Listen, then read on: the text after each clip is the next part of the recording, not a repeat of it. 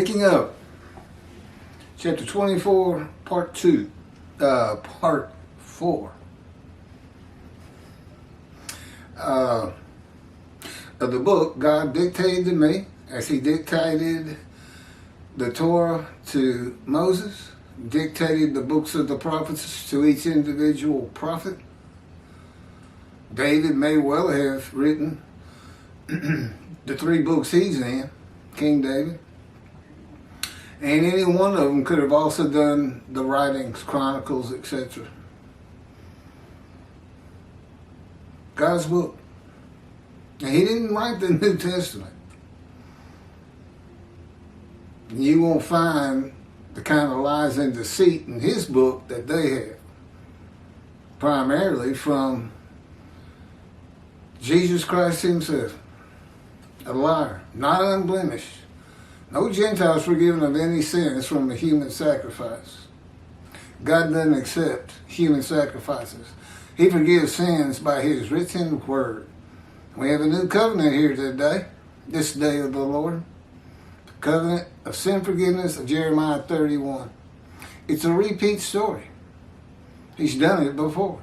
He did it for the 13 tribes that returned to Judah, Jerusalem, to build the second temple. All 13. In Isaiah, he forgives them of their sins. And they built the second temple. Well, they're about to be a holy seed again and build the third temple. No Messianic era is going to get in the way because one's never going to occur. It's a false teaching. No world exaltation. It's a false teaching. It's not in the Hebrew Bible. The world's not going to speak Hebrew. Bad interpretation by Rambam and teaching. There will still be pain in the world. Okay, picking up where I left off in part 3 of chapter 24.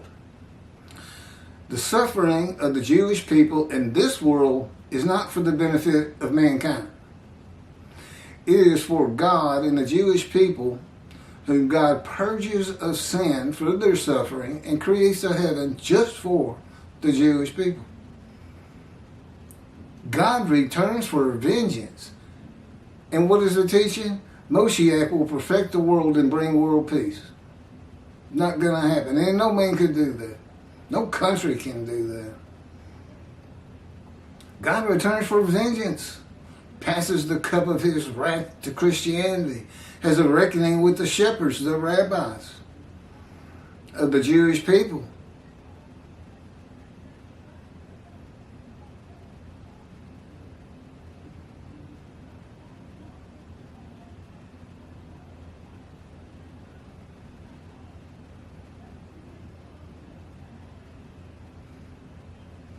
And appoints his servant and shepherd David to tend and rule among the flock, among them. No kingdom.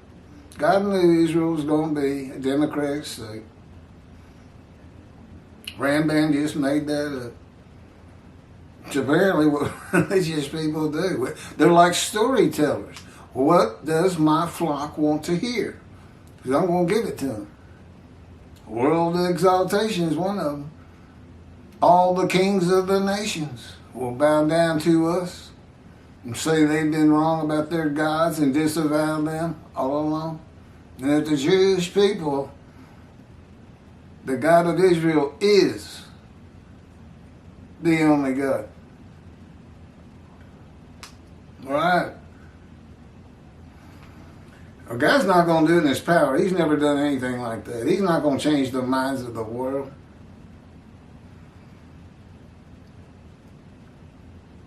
Jews for Judaism's commentary on Isaiah 53:10. If I can suffer through another one of these. God. I didn't realize how bad it was. And I typed this. And the Lord desired to crush and afflict him. If his soul would acknowledge guilt, he would see offspring and live long days, and the purposes of God would succeed through his hand. I don't even like the verse. I think that's a bad translation. This soul. Your soul can't do anything. Your soul is the DNA of your spirit, which together combined make a person. If soul is thought to mean itself, okay. But even then, if you say it's itself, and why does the Lord desire to crush and afflict all the Jewish people gathered as one man Israel? They're usually doing good things. The first time it happened, they accepted his first covenant, his new covenant. And in the second, they're in Jerusalem, the 13 tribes out of exile, happily building his second temple. Why did he desire to crush and afflict them? So, but if all the Jewish people as one man would acknowledge guilt, he would see offspring and live long days, and the purpose of God would succeed through his hand. His purpose of God is to go to his temple. Go build it, save me the trouble. Or maybe this will be the impetus for you to do it. It only avoids utter destruction to the land. Build it, never defeat it, disperse it again, according to the covenant friendship. And it's in Jeremiah 31. Don't build it, utter destruction will come to the land of Israel someday. Okay, here's For Judaism commentary on that. At this point, the prophetic narrator, he's prophetic. This is Isaiah. This is Isaiah speaking in that verse about the righteous servant. God speaks again in 11 and 12. He was the speaker of 52, 13 through 15. The witnesses, verses 1 through 6 in quotes. Then Isaiah picks up 7 through 10, and then God 11 and 12. I don't know anything about Isaiah being prophetic. At this point, it sounds like y'all think y'all are. Maybe you believe in seers, people who can see the future. Sounds like y'all see in the future. Well, you say it like it's a given. The kings of the earth are going to make a spiritual assessment and decide they've been wrong all along. It was their wickedness and not that of the Jewish people. See parts 1, 2, and 3 of chapter 24. The prophetic narrator moves away from the voices of the shocked onlookers. I thought the kings were silenced. That's what it says in 52. I believe 14. Could be 15. And gives us his own perspective of the suffering of the servant. Well, they got that right. It's Isaiah, but why is he all of a sudden prophetic? The emphasis changes. You know, God told him what to write. That's what prophecy is. God can figure it out. He's not a seer. He doesn't see the future. He just knows what's going to happen next. Every second of every day of the entirety of humanity until humanity is no more. The emphasis changes according to the spiritual needs of the respective speakers. Could be something. I'm kidding. Spiritual needs of the witnesses, they did. That's the mean to be made righteous. I was one of them. God chose me anyway. He didn't decide to kill me. There is, although he just about did many times. He exposed me to death 4 times. There isn't much spiritual benefit to be gained by focusing on the guilt of others. It is for this reason that the kings of nations focus on their own guilt. He's not a good prophet. He's not a good seer if he thinks that's going to happen. As it relates to the suffering of the servant. Not everybody thinks about the Jewish people all the time, by the way. much less kings of nations, especially in China, 1/3 of the population of the earth. And for this same reason, the focus shifts to the guilt of the servant when addressing the servant. I guess that's the Jewish people. Oh, how come they're never the righteous servant? After all, the audience of the prophet is the people of Israel, primarily, but they're not the only ones that read it. The prophet tells us, Isaiah, that God desired to afflict the servant. The righteous servant in final refinement. Oh, okay, they have to say this, huh? The purpose of Israel's suffering from Israel's perspective is to refine them. A true statement. Amazing. As a loving father rebukes his son, so does God put Israel through the crucible of exile. Okay? Suffering makes you stronger. Y'all wouldn't listen to me or my prophets. They would. Still don't. In order for the suffering to accomplish its purpose, the servant needs to acknowledge and to recognize his own guilt. No created being is free of guilt, and by acknowledging guilt, we come closer to God's truth.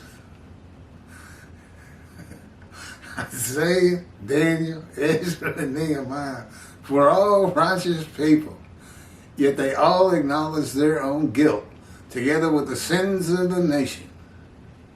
Now, he cites a bunch of books. I'm not going to, you can read the book together. The prophet goes on to tell us the reward. Because every time I say the prophet, he has me thank God. Because God's the one that told me to write that down. God goes on to tell us the reward that the servant will experience as a result of acknowledging his guilt. The servant will see his physical progeny walking in his footsteps, and his days will be lengthened. These two blessings are not unrelated. No individual saint is guaranteed long days. But through his progeny, the servant perseveres and outlasts his persecutors. The might, the splendor, and the power of those who persecuted the Jew have long faded away. Well, America's still here, and they're still pretty mighty. When is this going to happen anyway? So right now, the righteous servant is not Isaiah 53. It's just going to be. Well, I got here first. His representation, his book, the title, Isaiah 53, in the day of the Lord. He's got to have a description. Even your sages knew that. Your sages say. Moshiach, the anointed one of chapter 11, is described in chapter 53. What happened, Jews for Judaism? In particular, Michael Skolbeck, what happened? Our sages say, and sometimes we believe it, and sometimes we don't. Sounds pretty hypocritical. I still don't know why they've done this, but this is ridiculous. And Toby Singer's worse, I give you that. I think Rashi did a better job, and that was pretty pathetic.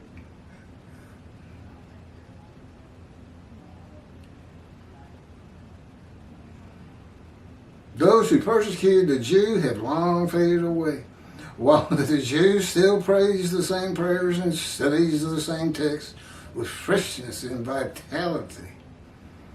Would you stop it? It is the same Jew that stirred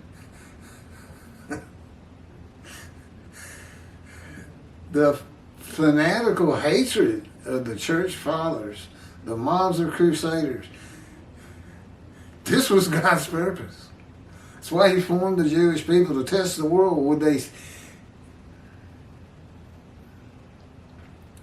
The inquisitors, the Ukrainian soldiers. Well, look what you're saying. And in the verses before, you're saying your suffering atoned and granted the Gentiles merit Here God is coming with a vengeance, putting his wrath on them, wanting to break Christianity down from the cornerstones. It'll be a slow fall, but it's going to happen. Thus saith the Lord. It is the same Jew, fanatical Ukrainian soldiers of Shimnik, the Russian czars, the communists, and the Nazis. These and many like them have come and gone, but the Jew is still here. Well, the Nazis are definitely gone, primarily because of America. The greatest gift that God has granted his servant is the promise that God's own purpose in this world will be accomplished through him. The righteous of Israel are called God's armor bearers. Isaiah 52:11.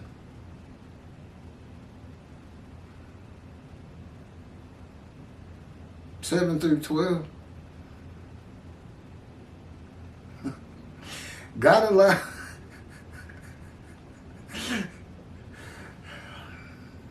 that was for the exiles, and they built the second temple. God allowed them to join him in bringing his light to the world. Well, the world's in pretty sad shape, if you ask me. I don't think that light's bright is very bright. I don't think it's going to make the world love you either. My commentary on Isaiah 53:10 again. But the Lord chose to crush him with disease, that if he made himself an offering for guilt, he might see offspring have long life. And that through, I understand, excuse me, and that through him the Lord's purpose might prosper.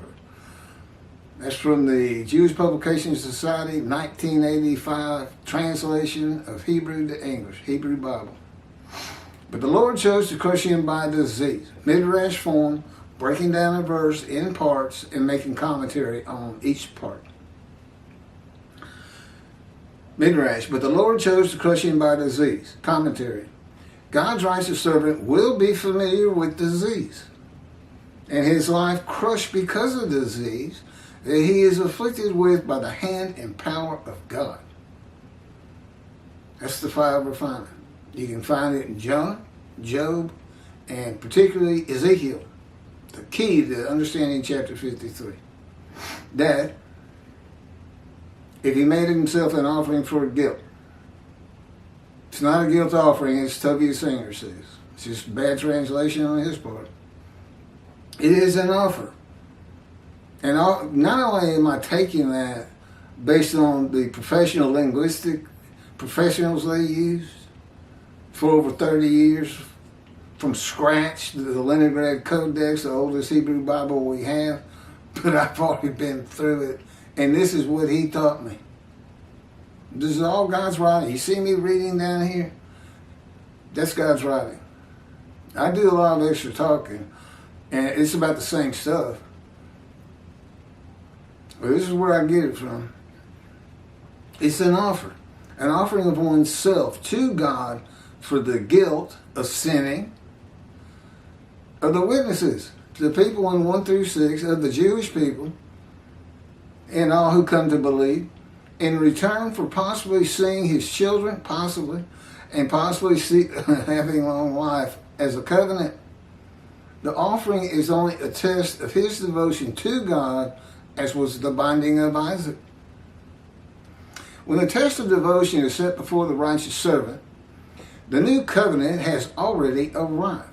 Sin forgiveness from Jeremiah 31:31.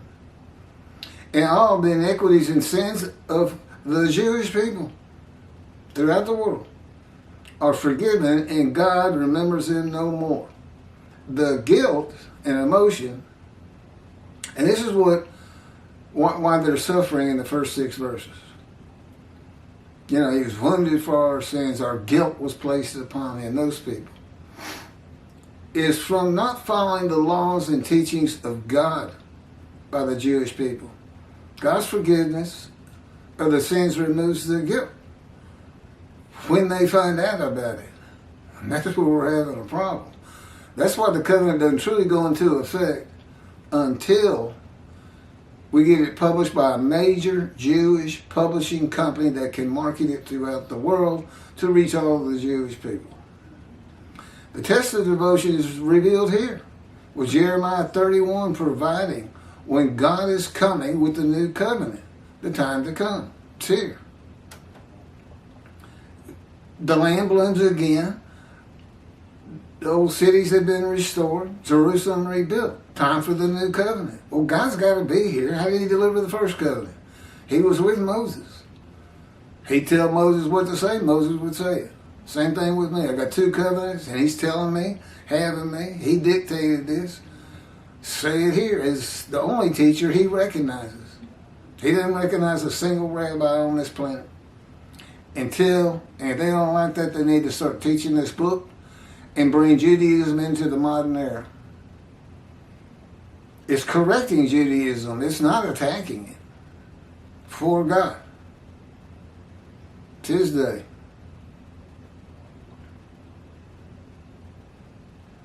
With the new covenant, time to come that is manifested, Malachi 3, by the angel of the covenant.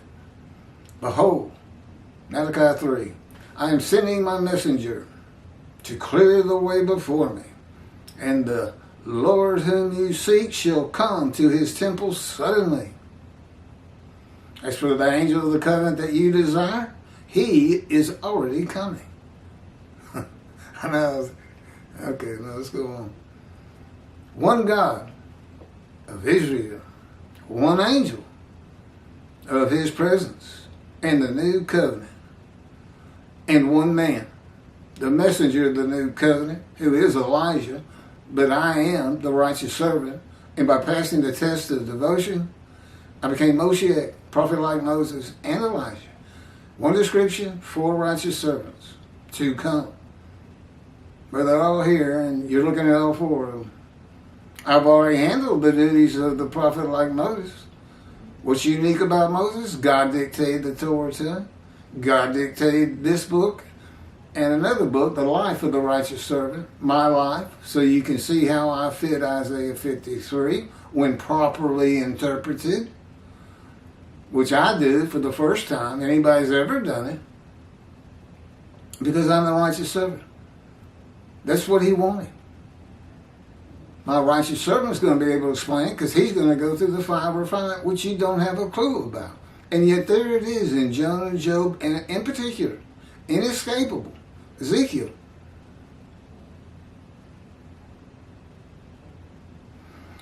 The phrase, he is already coming, means he arrives before God, who comes to covenant with a Gentile. That would be me. And that's what the scripture provides.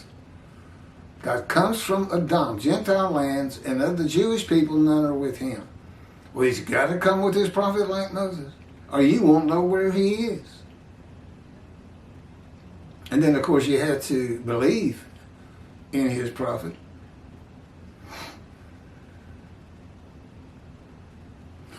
God has to speak to the man. He must have a visible representation to speak and write his words, as Moses did to have his temple rebuilt for his return. God has to speak to the man to tell him that it was he that afflicted him with disease and crushed his life. And he did. He takes full credit for my cancer. Both of them. 3 of them. It must be a life-threatening disease, for God tells him that he might receive long life after choosing to crush him with disease. And in verse 12, the righteous servant is exposed to death. God also, which I guess Toby Singer just didn't get to verse 12, the murder of the Holocaust, or the guilt offering. The man, the righteous servant, is not an offering of anything. I made an offer to go through the fire of refinement, become the righteous servant, and make the many righteous. Receive as my portion the many, not lampshades with Jewish skin, and a multitude as my spoil. It's people. It's the many. It's the witnesses. God also has to prepare him to be a prophet. And I'm the only one slowing down the fact that if he came to Israel to go into his temple and it's not there, or they're not making plans to get it built, he might just leave. I mean, I don't know. He doesn't tell me everything by any stretch of the imagination. But if he does, eventually utter destruction from the nations, the Middle East anyway, comes to the land of Israel. That's prophetic of God. And that should be taught long before you start teaching Messianic era and world exaltation, which could be making the Jewish people forget the phrases, never again, and never forget. Why remember the Holocaust? The world's about to love you.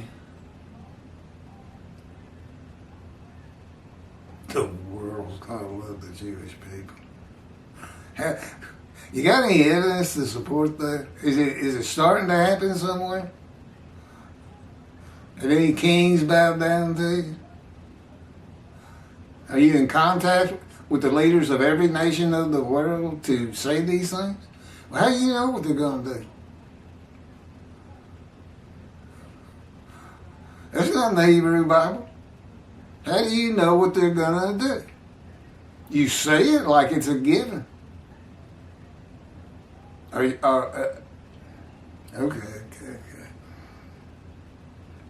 I'm getting hungry. God is not asking the man to give up his life as a sacrifice. I don't think I finished that. God also has to prepare him to be a prophet as he did Ezekiel in the fire of refinement in the hand of God by his words and power, while teaching him the scripture to make the many righteous by his knowledge. God is not asking the man to give up his life as a sacrifice. That would be against his teachings to the Israelites through his prophet not to sacrifice their children. And the purpose of the man offering himself for guilt is to receive long life.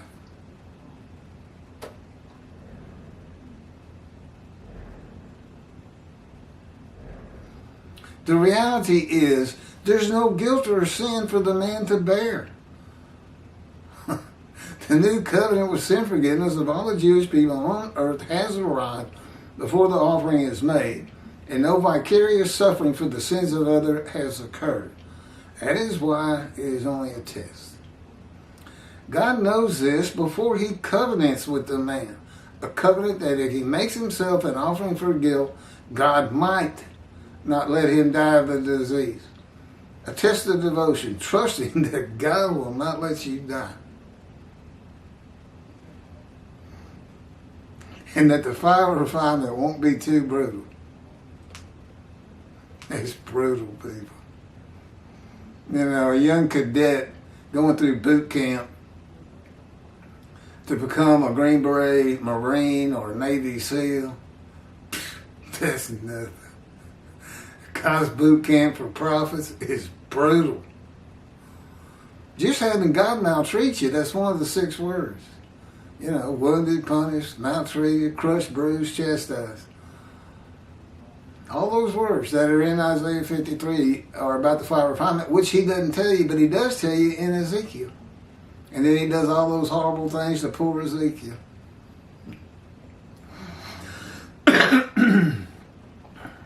Believe me, when I made the covenant, I didn't have a grasp on what the fire of refinement was really going to be like. I should have known in the first week when he said, Keith, you're going to find that your pain doesn't mean anything to me. And there's no low I won't go to elicit all of your emotions. You know, whatever you do, don't ever, if God comes to visit you, don't ever say, you wouldn't do that. He'll do it right on the spot, just to show you. He's God. That's what he tells me. I'm God. I'll do anything I want.